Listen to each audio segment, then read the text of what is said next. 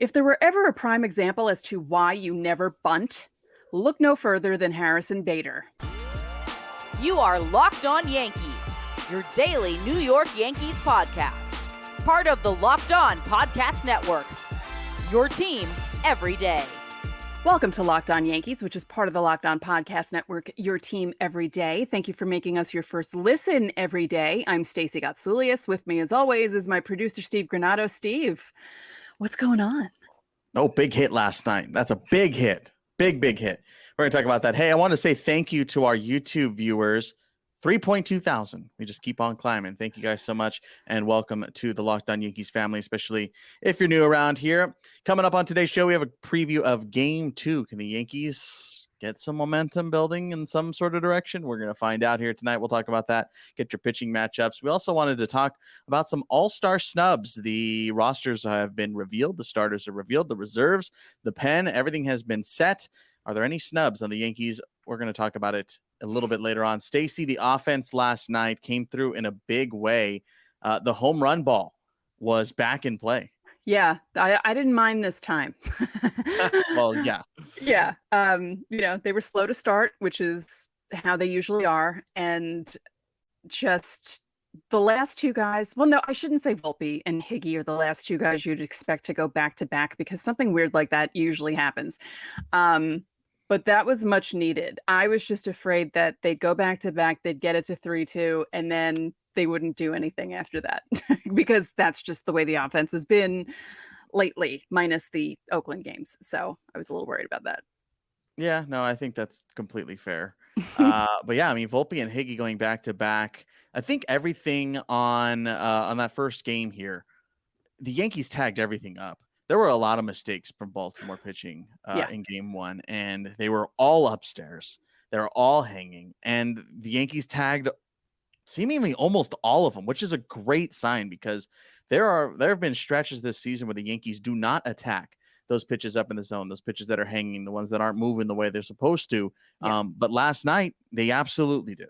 Yeah, and it felt like every Baltimore pitcher had that issue with balls being too high, like the pitches just not hitting right, because I noticed that later in the game too, after everything happened. But yeah, just you see some good signs from some guys like Stanton, starts that late rally that we're going to talk about, but he hit the snot out of that ball for a single. And, seeing him make solid contact like that, because that was solid. That hit the other day that I mentioned where it kind of bounced a little bit, but it was still hit hard. This was a solid hit from Stanton, and you want to see that. You need to see that from him. Yeah, let alone that double off of the wall that nearly left the yard. Just missed that one. Stace, I want to talk about the bottom of the seventh. There was an interesting play here. We got asked a Fan Mail Friday question the other day about when do you think the Yankees are going to start implementing small ball? And there were some signs of small ball being played, not only in this game, but over the last couple of games. There's a little kind of tinge of small ball. Mm-hmm. Higgy bunts to get second and third in the bottom of the seventh. That's not necessarily the play I wanted to talk about. I wanted to talk about the DJ LeMahieu infield ground ball that the contact play was on, and IKF got thrown out at home. At that point, a big point in the game. Yeah. Obviously, Volpe ended up scoring on a wild pitch to tie the game, but it was 3-2 at that point. Only one out. Stacey, how do you make of the contact play? It's very hit and miss for me, and it's more times more miss in my mind. And it's been more miss, it seems, for the Yankees. It almost feels like every time they try that play, someone gets thrown out, almost always. And you just kind of like throw up your hands. Like, you see what they're trying to do. It just, sometimes it doesn't work. Again, it feels like most of the times it's not working for the Yankees. I feel bad for DJ because you can tell he's trying to really help this team, and he's just not. He couldn't get anything going tonight, and that could have been really big. That could have been really bad. Yeah, I mean, I'm very conflicted when it comes to contact play, and I feel like I've always been that way. Again, because it feels like it just doesn't work more times than it does. I love aggressive baseball. I love aggressive base running. I love putting the ball in play. Yeah.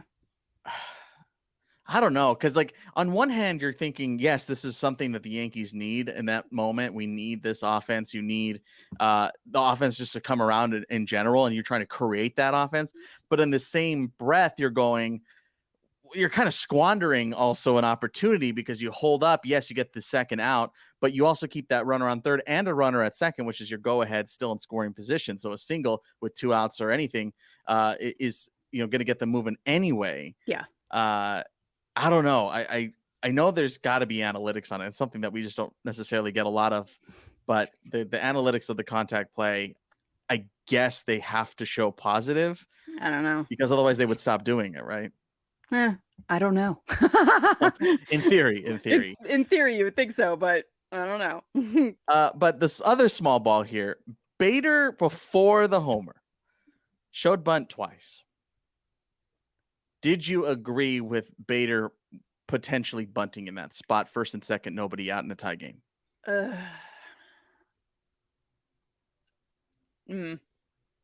No, just because I try and take the homer out of the equation, obviously, but right. Just the idea there, because it wasn't the first time that they bunted in that game in that situation. Yeah, he didn't get anything to bunt, to be fair. True, that's true. I don't know. It just feels like when they tried. Okay, because we always talk about wanting them to deviate from hitting too many home runs and trying to do small ball, but it always feels like when they deviate toward the small ball, it doesn't work out for them.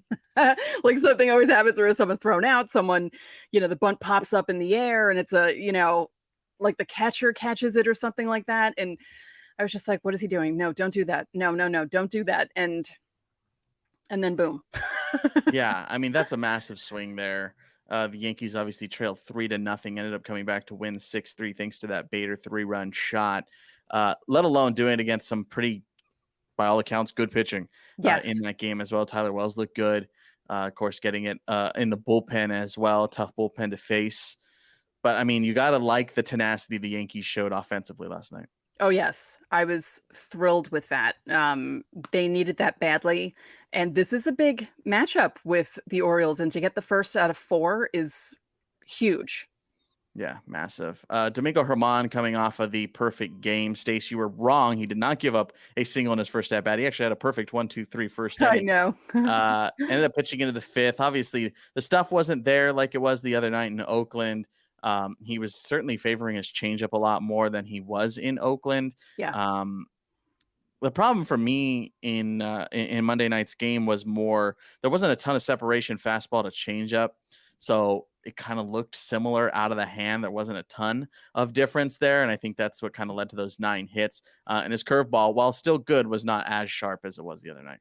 Yeah. I mean, it was a perfect game and everything was working perfectly for him the other night. And it's hard to repeat that. And it wasn't a terrible outing. He had that one rough spot. He just threw a lot of pitches in 4 1/3. And, I mean, not terrible. Not as terrible as the previous starts before his perfecto. So, there's a bit of progress there, I guess. I just would have liked, obviously, more than 4 1/3. But yes, I was wrong. He didn't give up a hit till the second. The second inning, yeah. First batter of the second inning. So it was the first batter of an inning. Okay. All right. I was close. I'll give you that much. But yeah, I mean, hey, 10 perfect innings. There you go. Yeah, pretty good. I'll take it any day of the week. Nick Ramirez, man, what a job done by him. The game could have easily gotten out of hand, and he just shut it down in inning 2/3 of shutout baseball with a pair of strikeouts. Yeah, it's not easy to come in when stuff is happening, and he got out of that and bridged the gap to the rest of the bullpen. And all those guys were amazing tonight, because Baltimore's good. They're a good team. They're slowing down a bit. They've been slowing down just a tad lately. And this was a really, really good game for the offense, waking up late, and the bullpen. Yeah. Ian Hamilton looked good. Tommy Kahnle still looking good. Yeah. And of course, Clay Holmes, a perfect 9th inning. 1-2-3. I was texting with one of our subtexters about that, going, hey, you know what? I got Holmes going 1-2-3. This is clean. Don't worry about it. Right. I was right. Yeah. But yeah, I mean, the pen looked good. Domingo obviously not as sharp, but I mean, score 6 runs, you should win, and that's exactly what the Yankees did. So again, I'm still conflicted on the contact play. I think I'm going to be conflicted for the rest of my life about the contact play. I still never know how to feel about it. Never bunt though. I'm still on that track. Never bunt. And Stacey, you know what I always say: why run when you can trot? Harrison Bader. Speaking of running, I just have to say the last play of the game, the ground out to Rizzo, Clay Holmes sprinted to first base to cover first base, which I found hilarious for some reason, because it was, people always talk about how he's like Clark Kent, and it was like he was Superman running into the phone booth to change. Like he was just, he booked it. Need that save, man. Yeah. Like, I'm not screwing this one up. Let's just get out of here. It's already raining. I just want to go home. We got a day game. Like, let's get out of here. Yeah, the fireworks are going to go off in a few minutes. Let's get the hell out of here.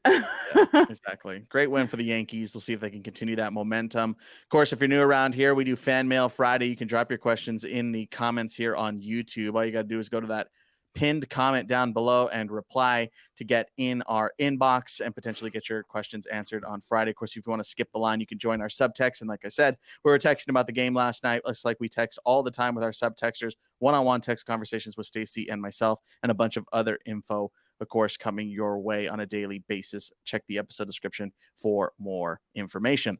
Stacey, coming up next, the All-Star rosters have been announced. Were any Yankees snubbed? Let's talk about it.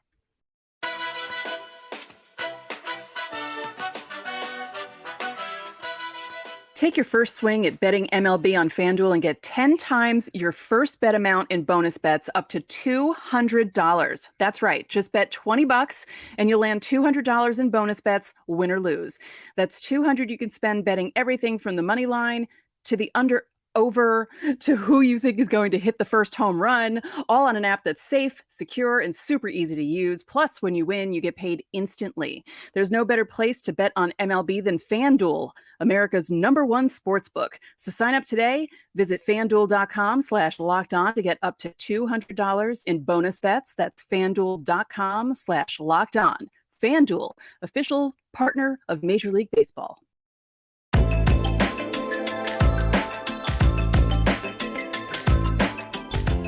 Back now on Locked On Yankees. Hey, to the everydayers out there, don't forget, coming up tomorrow, it's a 4th of July recap. We got a day game. Don't miss it. Day game in New York, game 2 of the series. You can catch that game if you can't be there or see it on SiriusXM. All you got to do is download the SiriusXM app. They got trials up the wazoo. Just Google SiriusXM trial, and you can catch every Yankees game this season over there. Of course, 4th of July, baseball, apple pie, All-Star game, Stacey. The Yankees have 2 All-Star selections this year. Gerrit Cole, his 6th career. This is his 3rd straight and his 3rd with the Yankees. And, of course, Aaron Judge, his 5th, also his 3rd straight. Judge will not be playing. I wonder if he's going to be there. He's got a long cross-country flight, so maybe he won't actually go. We'll see. Gerrit Cole might pitch. But, of course, the Yankees last year had like 45 All-Star representatives, and this year was 2. For good reason. I mean, Trevino was an All-Star last year. He's very clearly not an All-Star this year. Nestor's pitched like 15 minutes. So I wanted to look at some of the reserves and some of the just the relievers that are in. I kind of found a weird trend, Stacey. So of the relievers that are on the American League roster this year, only one of them is a non-closer. And I think that's working against the Yankees here this season. Yeah. The only non-closer we saw last night, Yennier Cano, is the only one. And he actually has like 2 saves or whatever, 3 saves, whatever it is. So interesting in that regard. But do you just off the top of your head feel like there were some snubs here on the Yankees? Yes, because how can the best bullpen in baseball not have a representative? It is strange. It is. That's what I was feeling. So the pen of it all is Kenley Jansen, Emmanuel Clase, Felix Bautista, and Yennier Cano, as we mentioned. Again, that means that there's only one non-closer. Last year, all closers on the American League roster. It was a little different in 2021. There was a handful of non-closers in the bullpen for the American League. Of course, the American League riding a hot win streak right now in the All-Star game. look, there are plenty of closer snubs as well. I mean, you could very much make the case that Aroldis Chapman should have been an all-star this season. Carlos Estevez could have very easily been an all-star this season. And of course, there are plenty of offensive players that could have been an all-star this season. For me, Stacey, I go back to a closer last season and an all-star last season of Michael King. I feel like Michael King got snubbed. Yeah, I feel like that too, because Clay Holmes got to go last year. Yeah. He was another one of those first-time Yankee all-stars there. Yeah, I feel like Michael King was snubbed. And again, like I said, they're the best bullpen in baseball. How do you not bring at least one of them? Yeah. I mean, like you could look again at all numbers for relievers, and there's a lot of 6th, 7th, 8th inning guys that you're just like, yeah, I mean, if you just pitched in the 9th, you probably would be a closer, or at least should qualify. I mean, Wandy Peralta, I think, has had a pretty good year too. That's true too. Yes, he has had a pretty good year.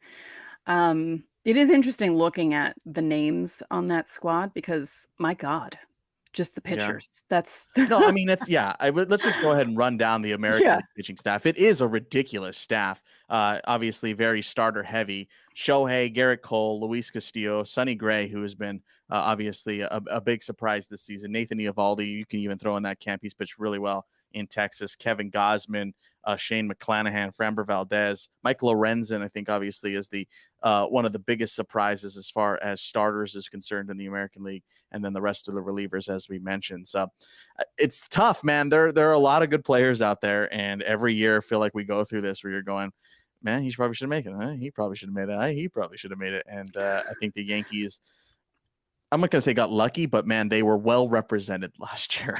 Yeah. And, it's funny because there are two camps of people, the people who get mad when their team doesn't have enough representatives, and the other ones who are like, no, our guys need to rest. So it's fine that they're not at the All-Star game.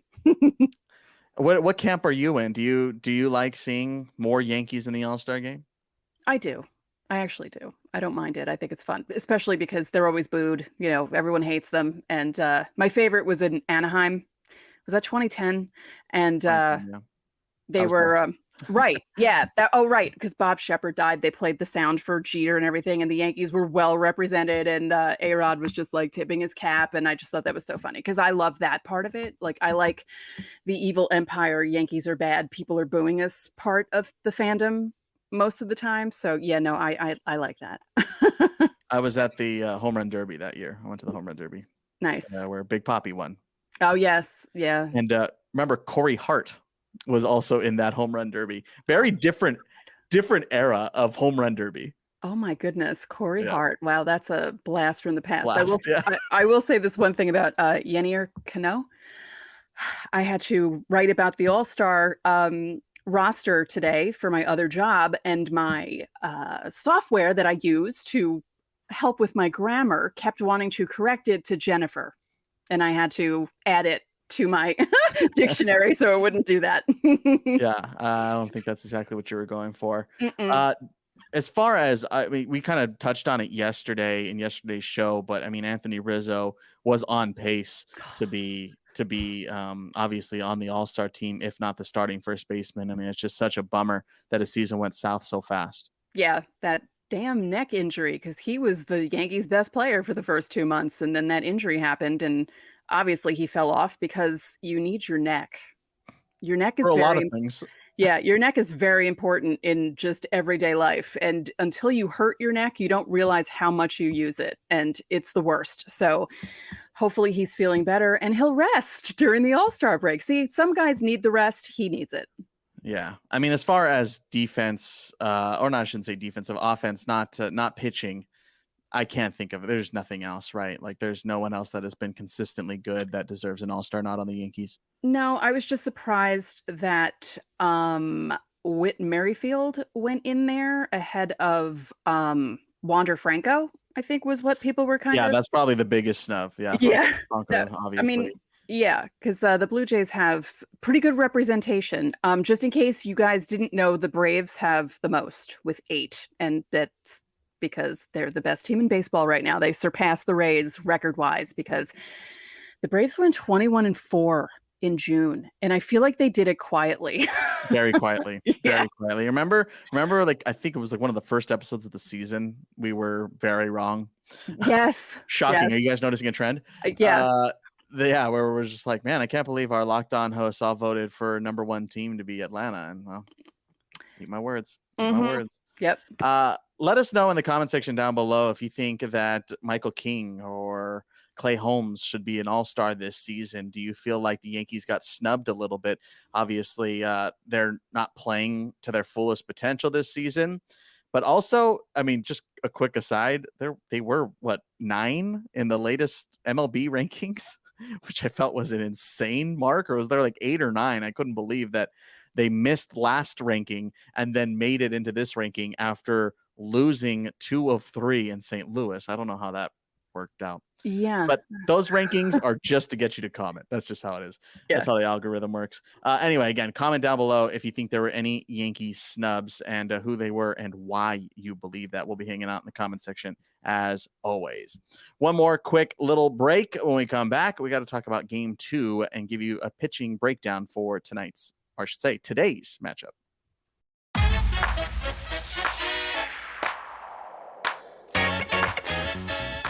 Back now here on Locked On Yankees, our final segment of the day. Hey, don't forget the Orioles series continues today with that day game on Sirius XM. You can catch the entire season on Sirius XM. All you got to do is Google Sirius XM trial and you'll get a free trial. Don't worry, you'll find one. Hey, Stacey, pitching matchup for today's 4th of July affair. Kyle Gibson and Clarke Schmidt. Now, this might sound a little familiar because they faced off against each other back on May the 25th. This exact same matchup in this exact same ballpark. Kyle Gibson looked really good. It was his best start of the season, a 7-inning shutout against the Yankees. And then, of course, Clarke Schmidt had a nice little outing himself, 5 shutout frames, 97 pitches in that game, a season high. Is there anything you're looking out for here in this 4th of July matchup? I just want Clarke Schmidt to go longer than 5, just because of how the bullpen was used on Monday night and because there's so many games being played over the next few days before the All-Star break, and the bullpen's pretty used up at this point. So I think, if they can get almost 6 out of him and then only have to worry about those last couple of innings, then, that would be good. He just has to, I hope he was paying attention to how Domingo Germán was pitching because, and the rest of the guys and how they kind of kept, once they scored those 3 runs, Baltimore couldn't really do much after that. And, if he saw how the other guys did that, maybe he can take something from that. Yeah, I liked how Germán was kind of using that curveball, even though he's using the changeup a lot more than he was during his perfect game. If he can use that curveball that starts on the corner and breaks out of the zone, I'd like to see Clarke kind of expand the strike zone a little bit more here today, something that he hasn't been super privy of doing this season, but I'd like to see him generate some more swings and misses in that regard. We'll see if he can kind of tinker with it and kind of push the boundary a little bit more. I'd like to see that out of Clarke. As far as Kyle Gibson, what worked well on that May 25th game and has been working well this season, I think a lot of it has to do with his heavy sinker change combo. There's only 6 miles an hour of differential between those two pitches, which, to be frank, isn't that much. But the way the ball comes out of his hand, the way the ball breaks in eerily similar fashion, I think is the key to success for Kyle Gibson. If you just look at those 2 pitches and the way they break and the way they fall and drop and the way they come out of his hand, I mean, they're near identical. They are, 99.99. It's like our DNA familiarity with like strawberries or whatever the thing is. But that's kind of how the sinker change works for Kyle Gibson. And I think that's what's given him the amount of success he's had this season. And how he had that success against the Yankees last time. So I think the Yankees need to be wary of that and to be able to adjust to it. Guys like, Josh Donaldson have not been able to make those types of adjustments here this season. Giancarlo Stanton, prior to the last couple of days, hasn't been able to make that kind of adjustment this season. So those are the kind of guys that I worry about when it comes to a pitcher like Kyle Gibson. So we'll see if they can kind of make those adjustments today. Yeah. I mean, it'll be interesting to see what lineup Boone puts out. Also, just, because you never know, because he might pull one of those things where, oh, well, it's a 4-game series. I might sit this guy and put someone else in. So you never know. Yeah. We'll see how he continues to play Giancarlo. I don't know how they're what their plan is there, man. I just don't at this point. Mm-mm. If they're like, he's our right fielder, but he's not our right fielder, but he's our DH all the time, but also he needs to sit. And you're just like, just make up your mind, guys. Yeah. Make up your mind. Is he here or not? I don't know. That's a whole nother discussion. I think we've had that discussion before too. Yeah, we did. I think we did last week. Yeah. We have it like once a week at this point. Yeah. But hey, that's just about gonna do it for today's Locked On Yankees. Of course, you can drop your questions for Fan Mail Friday down below. And you guys already know the drill. There's a 14-day free trial for our subtext. All you gotta do is go into the episode description to find more information on that. You get one-on-one text conversations with us. Fan Mail Friday priority, roster moves and explanations, and info coming your way on a daily basis. And we don't even bombard you. It's pretty laissez-faire, pretty chill. All you gotta do is sign up in the episode description. Coming up tomorrow, we're gonna recap this Independence Day matchup in the Bronx, but that's gonna do it for today. I'm Steve Granado. And I'm Stacey Gotsoulias. We'll see you tomorrow.